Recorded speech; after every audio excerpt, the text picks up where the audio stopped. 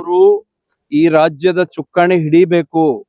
ಯಾಕೆ ಹಿಡಿಬೇಕು ಅನ್ನುವಂಥದ್ದಾದ್ರೆ ಬಡ ಜನತೆ, ಕೂಲಿ ಕಾರ್ಮಿಕರು, ನಮ್ಮ ಅಕ್ಕ ತಂಗಿ ತಾಯಂದಿರು, ರೈತಾಪಿ ವರ್ಗ ಎಲ್ಲರೂ ಸುಖಿಯಾಗಿ ಇರಬೇಕು ಅಂತ ಹೇಳಿದ್ರೆ ಅವರು ರೈತರ ಬಗ್ಗೆ, ಬಡವರ ಬಗ್ಗೆ ಇರುವಂತ ಕಳಕಳಿ, ಅವರಿಗಿರುವಂತ ಆ ಏನು ಬಡವರ ಬಗ್ಗೆ ಆಸಕ್ತಿ ಏನದಲ್ಲ ಅಂತ ವ್ಯಕ್ತಿಗಳು ಇವತ್ತು ಈ ರಾಜ್ಯದ ಚುಕ್ಕಾಣಿಯನ್ನ ಮಾನ್ಯ ಕುಮಾರಣ್ಣ ಅಂತವ್ರ ಕೈಗೆ ಸಿಕ್ಕರೆ ನಿಜಕ್ಕೂ ಕೂಡ ನೀರಾವರಿ ಯೋಜನೆ ಆಗತ್ತೆ, ಮನಿಗಳು ಕೊಡ್ತಾರೆ, ಬಡ ಬಗ್ಗರ ಮನಿ ಬಾಗಿಲಿಗೆ ಬಂದು ಗುರ್ತಿಸಿ ಕೆಲಸ ಮಾಡುವಂತದ್ದು ಕೂಡ ಆಗ್ತದೆ.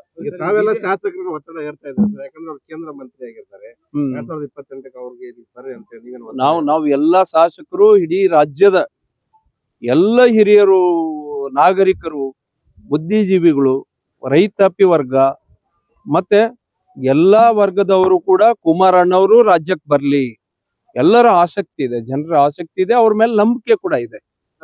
ರಾಜ್ಯಕ್ಕೆ ಏನಾದ್ರೂ ಒಳ್ಳೆ ಕಾರ್ಯ ಮಾಡ್ತಾರೆ, ರೈತರ ಬಗ್ಗೆ ಏನಾರ ಕಳಕಳಿ ಇದೆ, ಅವ್ರು ಬರ್ಬೇಕು ರಾಜ್ಯಕ್ಕೆ ಅನ್ನುವಂಥದ್ದು ಎಲ್ಲರದು ತುಂಬಾ ಜನದ ಬೇಡಿಕೆ ಇದೆ. ನೋಡಿ ಸರ್, ಹೈಕಮಾಂಡ್ ತೀರ್ಮಾನ ಮಾಡ್ತಾರೆ. ಮುಖ್ಯಮಂತ್ರಿಗಳು ಕುಮಾರಣ್ಣ 2028 ಈ ಸೂರ್ಯ ಚಂದ್ರ ಹುಟ್ಟೋದು ಎಷ್ಟು ನಿಜನೋ ಈ ರಾಜ್ಯದ ಮುಖ್ಯಮಂತ್ರಿ ಆಗೋದು ಅಷ್ಟೇ ಸತ್ಯ ಇದೆ, ಎರಡನೇ ಮಾತಿಲ್ಲ. ಅವರು ಈ ರಾಜ್ಯದ ಚುಕ್ಕಾಣಿ ಹಿಡಿಬೇಕು.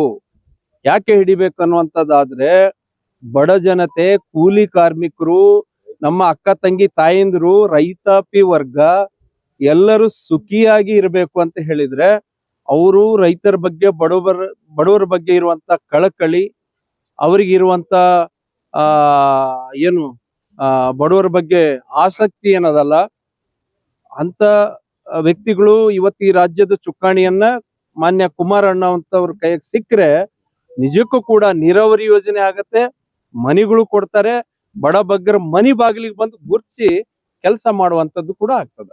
ತಾವೆಲ್ಲ ಶಾಸಕರಿಗೆ ಒತ್ತಡ ಏರ್ತಾ ಇದ್ದಾರೆ ಸರ್, ಯಾಕಂದ್ರೆ ಅವ್ರು ಕೇಂದ್ರ ಮಂತ್ರಿ ಆಗಿರ್ತಾರೆ. 2028 ಅವ್ರಿಗೆ ಸರಿ ಅಂತ ಹೇಳಿ ನಾವು ಎಲ್ಲಾ ಶಾಸಕರು, ಇಡೀ ರಾಜ್ಯದ ಎಲ್ಲ ಹಿರಿಯರು, ನಾಗರಿಕರು, ಬುದ್ಧಿಜೀವಿಗಳು, ರೈತಾಪಿ ವರ್ಗ ಮತ್ತೆ ಎಲ್ಲಾ ವರ್ಗದವರು ಕೂಡ ಕುಮಾರಣ್ಣವರು ರಾಜ್ಯಕ್ಕೆ ಬರ್ಲಿ, ಎಲ್ಲರ ಆಸಕ್ತಿ ಇದೆ, ಜನರ ಆಸಕ್ತಿ ಇದೆ, ಅವ್ರ ಮೇಲೆ ನಂಬಿಕೆ ಕೂಡ ಇದೆ. ರಾಜ್ಯಕ್ಕೆ ಏನಾದ್ರೂ ಒಳ್ಳೆ ಕಾರ್ಯ ಮಾಡ್ತಾರೆ, ರೈತರ ಬಗ್ಗೆ ಏನಾರ ಕಳಕಳಿ ಇದೆ, ಅವ್ರು ಬರ್ಬೇಕು ರಾಜ್ಯಕ್ಕೆ ಅನ್ನುವಂಥದ್ದು ಎಲ್ಲರದು ತುಂಬಾ ಜನದ ಬೇಡಿಕೆ ಇದೆ. ನೋಡಿ ಸರ್, ಹೈಕಮಾಂಡ್ ತೀರ್ಮಾನ ಮಾಡ್ತಾರೆ.